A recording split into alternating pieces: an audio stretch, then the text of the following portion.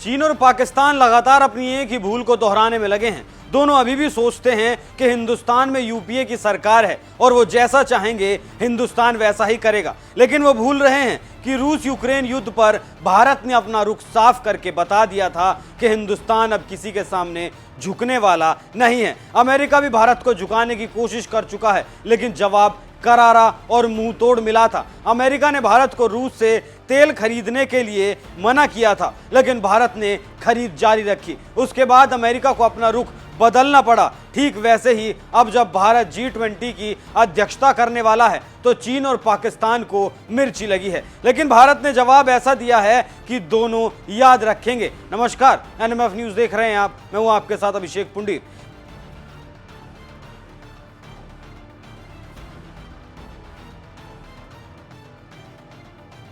जब से भारत को G20 की अध्यक्षता मिली है, दोनों देश बौखलाए हुए हैं। इसी कड़ी में चीन ने भारत को रोकने की भरपूर कोशिश की कि भारत अरुणाचल प्रदेश में बैठक ना करे, लेकिन भारत ने की। ठीक वैसे ही दोनों देशों ने मना किया कि भारत कश्मीर में G20 की मीटिंग ना करे, लेकिन भारत कश्मीर में भी मीटिंग को करने वाला है। चीन पाकिस्तान विरोध करते रह गए और भारत ने G20 की मीटिंग की तारीख जारी कर दी। नए कैलेंडर में भारत ने G20 टूरिज्म पर वर्किंग ग्रुप की एक बैठक श्रीनगर में रखी है। ये बैठक 22 से 24 नवंबर के बीच होगी।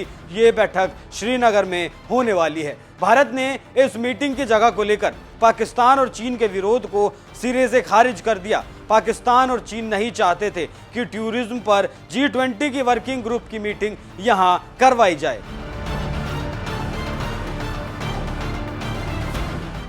पाकिस्तान ने तो इसके लिए सऊदी अरब, तुर्की और चीन तक से लॉबिंग कराई थी। इन देशों को साधकर वो इस मीटिंग को रुकवाना चाहते थे। उसने सोचा कि भारत इन देशों के दबाव में आकर कश्मीर में अपनी मीटिंग नहीं करेगा और जगह को बदल देगा, लेकिन भारत ने करारा जवाब दिया। इस तरह दोनों देशों के मना करने के बाद, विरोध करने के बाद भी भारत ने मीटिंग को श्रीनगर में ही फिक्स कर दिया। जो काम अब पाकिस्तान कर रहा है वो चीन भी कर चुका है, क्योंकि चीन चाहता था कि भारत अरुणाचल प्रदेश में मीटिंग ना करे, लेकिन भारत ने उसकी भी नहीं सुनी थी। अरुणाचल प्रदेश में इनिशिएटिव गैदरिंग की बैठक होने वाली है। अरुणाचल प्रदेश की राजधानी ईटानगर में हुई बैठक में भी चीन शामिल नहीं हुआ था और इस बैठक के बाद चीन ने अपनी जालसाजी शुरू कर दी। फिर उसने अपना ड्रैगन वाला रूप दिखाने की कोशिश की। चीन ने अरुणाचल में अपने दावे को मजबूत करने के लिए 11 जगहों के नए नाम जारी कर दिए। ऐसा पहली बार नहीं है जब चीन ने नाम बदलने का ड्रामा रचा हो। वो इससे पहले भी ये काम 2 बार कर चुका है। ये तीसरी बार है जब चीन के नागरिक मंत्रालय की ओर से अपने रिकॉर्ड में अरुणाचल प्रदेश के नाम को बदला गया। इससे पहले 2017 में 6 और 2021 में 15 जगहों का नाम चीन ने नए नाम जारी किए थे। हालांकि पहले भी भारत की ओर से इसे लेकर चीन को करारा जवाब दिया गया था। भारत ने पहले भी चीन के इस तरह के कदम को खारिज कर दिया था। भारत ने पहले भी कहा था कि ये राज्य हमेशा भारत का अभिन्न हिस्सा था, है और रहेगा। नाम बदलने से ये तथ्य नहीं बदल जाएगा। ये बौखलाहट चीन ने तब दिखाई थी जब दलाई लामा ने 2019 में भारत की यात्रा की थी। तो चलिए वापस से G20 के मुद्दे पर आते हैं।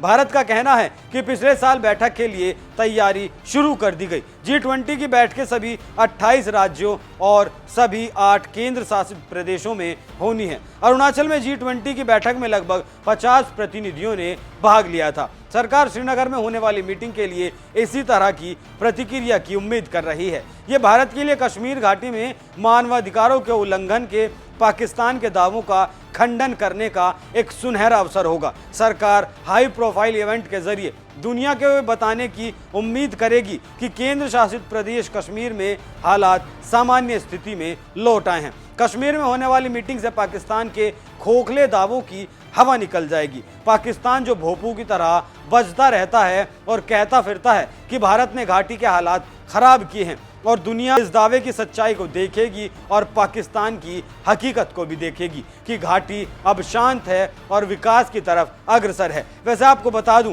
कि अगले कुछ महीनों में बीजिंग के साथ कई प्रस्तावित उच्च स्तरीय वार्ताओं के बीच श्रीनगर में G20 की बैठक भी शामिल है। चीनी रक्षा और विदेश मंत्रियों दोनों के SCO बैठक के लिए जल्द ही भारत आने की उम्मीद जताई जा रही है। जुलाई में एससीओ शिखर सम्मेलन की तारीखों को अंतिम रूप देने के लिए भारत, चीन, रूस और बाकी सदस्य देशों के संपर्क में है। अगर चीनी राष्ट्रपति शी जिनपिंग इस बैठक के लिए आते हैं तो ये अप्रैल 2020 में पूर्वी लद्दाख में चल रहे सैन्य गतिरोध के बाद से प्रधानमंत्री नरेंद्र मोदी के साथ जिनपिंग की पहली द्विपक्षीय बैठक हो सकती है। आपको यहाँ ये भी जान लेना जरूरी है कि G20 ग्रुप आखिर है क्या है G20 ग्रुप।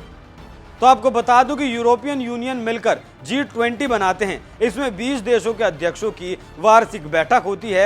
इसे G20 शिखर सम्मेलन के नाम से भी जाना जाता है। इस सम्मेलन में आतंकवाद, आर्थिक स्वास्थ्य और ग्लोबल वार्मिंग जैसे जरूरी मुद्दों पर बातचीत की जाती है। पूरी दुनिया में जितना भी आर्थिक उत्पादन होता है उसमें से 80% योगदान इन 20 देशों का ही होता है।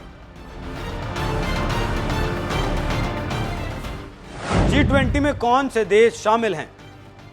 G20 समूह में अर्जेंटीना, ऑस्ट्रेलिया, ब्राजील, कनाडा, चीन, Germany, France, Bharat, Indonesia, Italy, Japan, Mexico, रूस, सऊदी अरब, दक्षिण अफ्रीका, दक्षिण कोरिया, तुर्की, यूनाइटेड किंगडम, संयुक्त राज्य अमेरिका और यूरोपीय संघ शामिल हैं। भारत ने एक बार फिर से दिखा दिया कि भारत किसी के भी सामने झुकने वाला देश नहीं है और यह उन लोगों के लिए भी जवाब है जो भारत की विदेश नीति पर सवाल उठाते हैं, जो भारत को उसकी विदेश नीति पर पानी पी पी कर गालियां देते हैं। साथ ही चीन और पाकिस्तान को भी अब समझ लेना चाहिए कि भारत अब किसी के दबाव में आने वाला नहीं है। भारत अब किसी के दबाव में काम नहीं करता। आप इस खबर पर क्या राय रखते हैं हमें कमेंट करके जरूर बताएं। नमस्कार।